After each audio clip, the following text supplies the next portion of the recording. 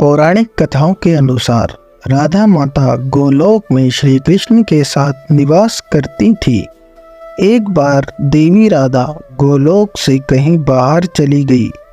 जब वापस आई तो देखा कि श्री कृष्ण भगवान गोलोक में नहीं हैं।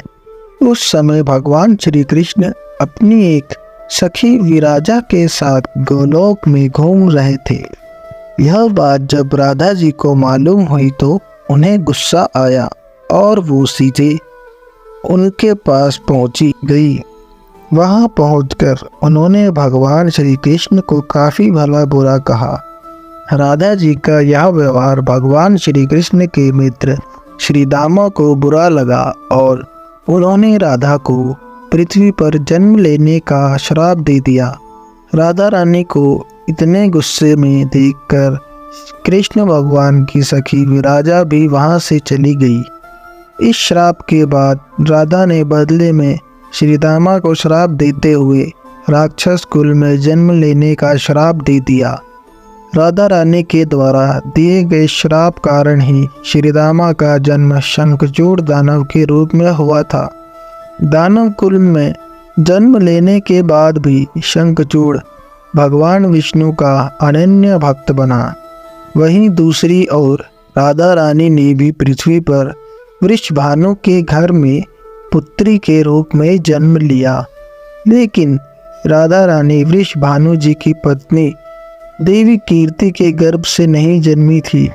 दरअसल जिस समय श्री दामा और राधा रानी ने एक दूसरे को श्राप दिया तब भगवान श्री कृष्ण ने राधा रानी से कहा कि आपको पृथ्वी पर देवी कीर्ति और वृषभानु जी की पुत्री के रूप में रहना है।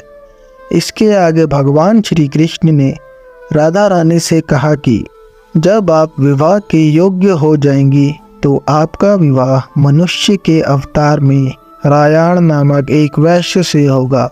हालांकि वह भी मेरे अंशावतारों में से एक ही होगा। आप धरती पर भी मेरी प्रियतम बनकर ही रहेंगी, परंतु हम दोनों को वहाँ बिछड़ने का दुख सहना होगा। हे राधा रानी, अब आप धरती पर जन्म लेने की तैयारी करें। सांसारिक दृष्टि में देवी कीर्ति गर्भवती हुई और उन्हें प्रसव भी हुआ।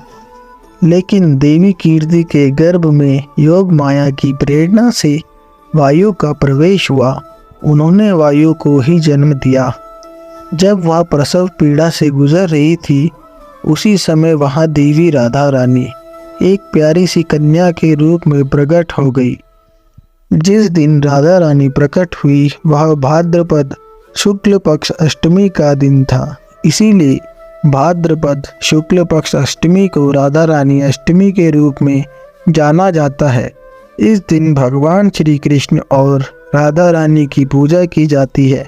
इस व्रत को करने से हमें सभी सांसारिक सुख आनंद प्राप्त होते हैं। मान्यता के अनुसार इस व्रत को करने से धन की कमी नहीं होती और घर में बरकत बनी रहती है। बोलो जय श्री राधा रानी की।